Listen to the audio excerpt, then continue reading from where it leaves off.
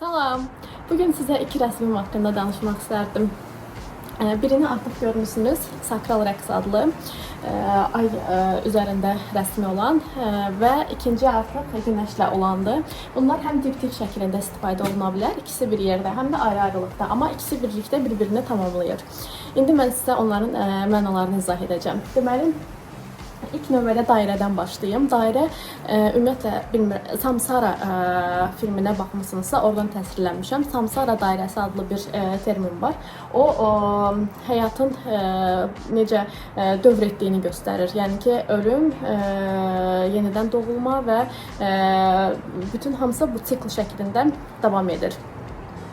Lakin həmin o dairə içində özünü unutmamaq və oyanmaq lazımdır. Yəni bu dairəyə baxdıqca insanların özlərini o dairənin içinə salmamağını və artıq oyanmağını göstərmək üçün təsvir etmişəm.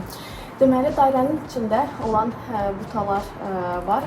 Həm onlar butanı göstərir, həm də ki, ümumiyyətlə bu iki rəsmdəki o işarələri butalar üst-üstə qoyanda in və yan işarəsi alınır dairə və içində in və yan simvolunu yəqin ki görmüsünüz, görməyənlərsə internetdə yazıb baxa bilər.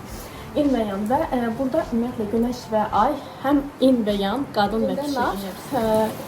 Birində isə taxıl simvolu var. Onlar da deməli həm qadın bolluğunu göstərir, nar qadın bolluğunu. Taxıl isə deməli bərəkəti göstərir. Hərəsi mənim üçün, yəni bu simvollar bu daha çox kişi enerjisinə aiddir, bu isə qadın. Ona görə belə təsvir etmişəm. Deməli, ərçöli.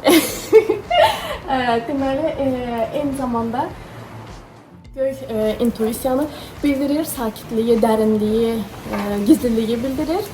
Sarı isə manipura çakra ilə bağlı olduğuna görə onun tonlarındadır.